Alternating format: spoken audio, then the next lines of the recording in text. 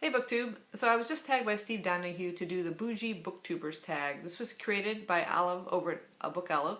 I'll put links to both of their channels down below.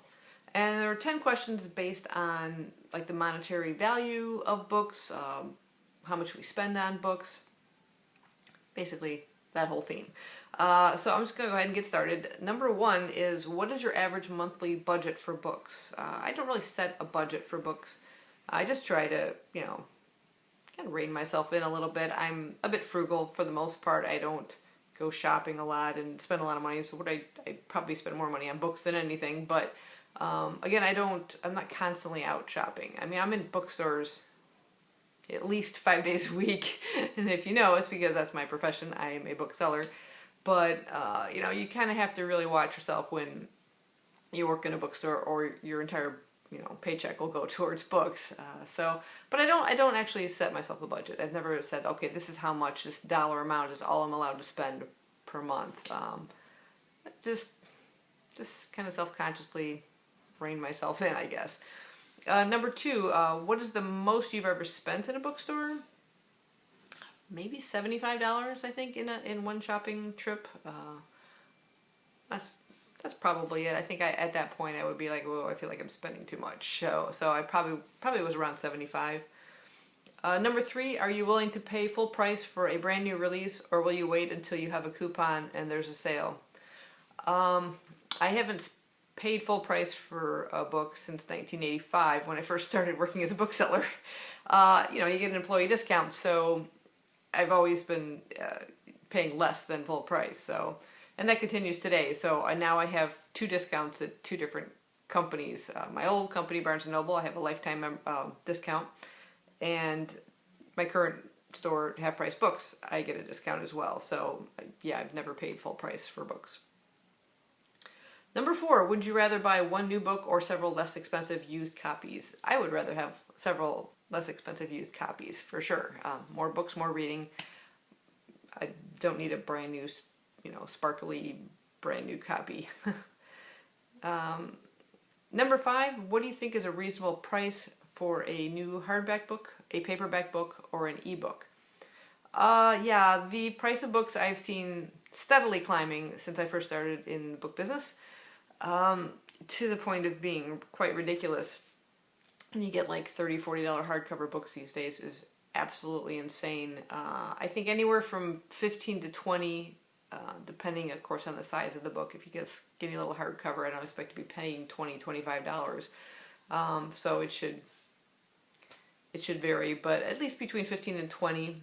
Paperback book, by that I assume they mean like a trade paperback book. I'd say anywhere from $10 to $14. If you want to get into mass markets, these have gone astronomically, ridiculously priced. I can remember when they were like $3.99. I think $5.99 is plenty for a book of this size. This particular one is $7.99, but now, if you notice, they make these mass market paperbacks taller because it makes it easier to read. No, it doesn't.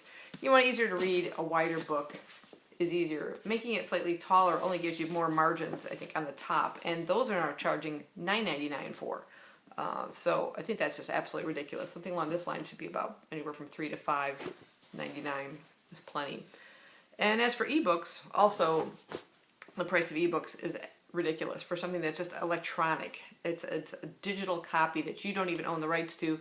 Plus, there's no, construction to put the thing together, to ship it. All that, involves cost, and I can understand that, but, it shouldn't be more than like a couple dollars, $2 to $3, say, for an ebook. And I actually tend to pay less than that because I've signed up to various companies that will send you emails on a daily basis of selections that are available at reduced cost, and a lot of times I'll find quite some good books in there. So I'm going to show you a few of those right now. Now I don't have any kind of overhead camera, so this is the best I can do, kind of hanging the iPad off a chair here. But anyway, the first one is BookBub. And you just sign up to this company. I think it's been a while since I've done it, but I believe you go on their website and just look up BookBub, Google it. And you put in like what your interests are in reading. And they'll send you selections each day. And a lot of times, as you can see, this is a free ebook, regularly $3.99. You'll get a synopsis of it, title, author, and then links, in this case, both to Amazon and Barnes & Noble, where you can choose where you want to download from. There's another free one, Gristle and Bone. Oops. That's only 99 cents. So you see, you get some pretty good deals. Some of them are kind of independent publishers. Some are, major authors. Dorothy West, The Wedding. That one's only $1.99. Into the Darkness, another thriller. Lock Artist, another thriller. Steve Hamilton. Zane Grey. I don't know why I got a Western in there, but there you go.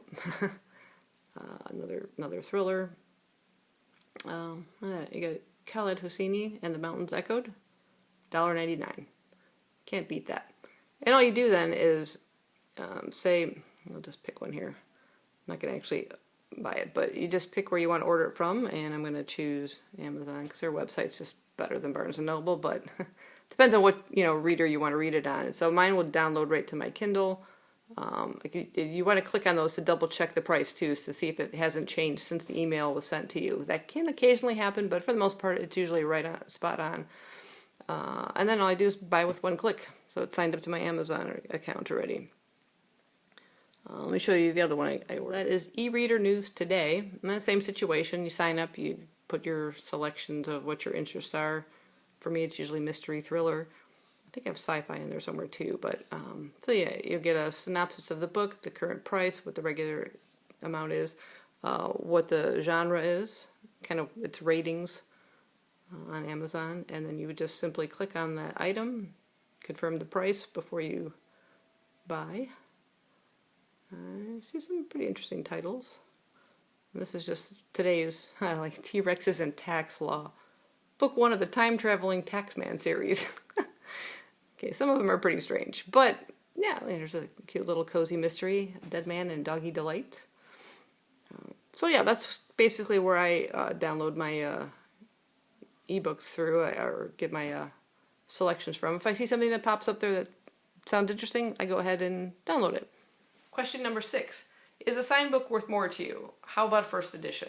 I personally couldn't care less if a book is a first edition or not. And in terms of signed, there'd be a very small little group of people that might be interested of owning a signed book from, say, like Tom Baker, if he signed his autobiography, or yeah, it'd be very, very small window. I don't really care if a book is signed or not. Sometimes it's a nice surprise if you get a book that has it in there, but again, I don't actively seek out signatures from authors. Number 7 is, what is your most valuable book, sentimental or of actual value? For that, I picked the Fantastic Flying Books of Mr. Morris Lessmore by William Joyce. Not only is it a super cute book, wonderful little illustrations about a book lover and his life, but I love it even more because when I was laid off from Barnes & Noble, my coworker signed this book for me and wrote in it, and pages are just full of various messages to me that it just means a whole lot to me, because I really miss those people. Number 8, will you pay more for a cover or edition you like better? Yeah, occasionally. That would be the only time I probably end up paying full prices. If I go to the Book Depository, if I'm looking for a UK cover or something, I have done that occasionally. If it's a certain edition, in terms of part of a set that I already enjoy collecting, like the Barnes & Noble leather-bound editions, I absolutely love. These are really beautiful. Those are mostly around classics, I think, is where that happens more often. You get the Penguin Black Spine editions. I really love these. I love the Penguin Modern Classic editions. I have several in this set. And then also the English Library editions, too. I really love these as well. Number 9, what physical characteristics does a good quality book have? This, I kind of agree with Steve Donahue. I prefer the trade paperbacks, the larger paperbacks. And I also like when they do a little bit of added detail. I like the these French flaps in books. I love the deckled edges. Some people do not like that deckled edge. They prefer just the smooth edge. I had one customer actually return a book because she thought it was defective. And I said, no, actually it's more expensive to make the book that way. And she's like, so they don't just chop it with a machine. She's like, well, it looks terrible. I don't like it. Some people don't like it because they can't easily turn the pages. Like chunks sometimes go by. But I just like the feel and the look of it. Number 10, if you won the lottery, what bookish things would you do with the money? I'd build myself a library. Yeah, or I'd basically just fill my whole house with books. Everywhere would be bookshelves. I've seen some really interesting ideas like on Pinterest and sometimes where like people have turned their staircases into like pull-out drawers, or you see the books lined up underneath on the steps. I think that's pretty cool too, as long as you're not kicking the books. But yeah, wall-to-wall, everything. I just buy books. Books.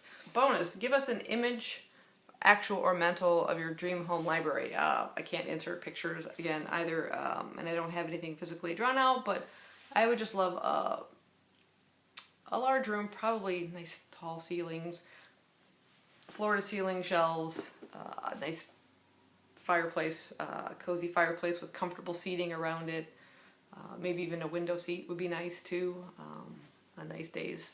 Get the warmth from the sun. Carpeted. I love the dark, deep brown shelves. So I wouldn't want anything light colored. I want something dark brown like that. Yeah, probably that. Nice blankets thrown around so you can just kind of cozy up in there.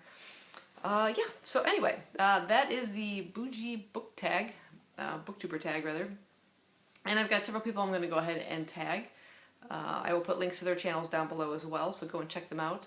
I'm going to be tagging One Book, One Review, CR Flames Fan, Bookie Laura, Duvet Day Devours, Graham Quigley, Alan Morton, Hungry Bookworm, Beyond the Pages, Perpetual Pages, Cameron Chaney, Manga Hoarder, V's Reads and Rambles, and Books and Quirks. And if you guys would like to do it, and I haven't tagged you, or if you haven't been tagged by either Olive or Steve, please go ahead and do it. Put links down below, or just let us know that you've done it, and we'll go check it out. Thank you. Thanks for watching. Bye-bye.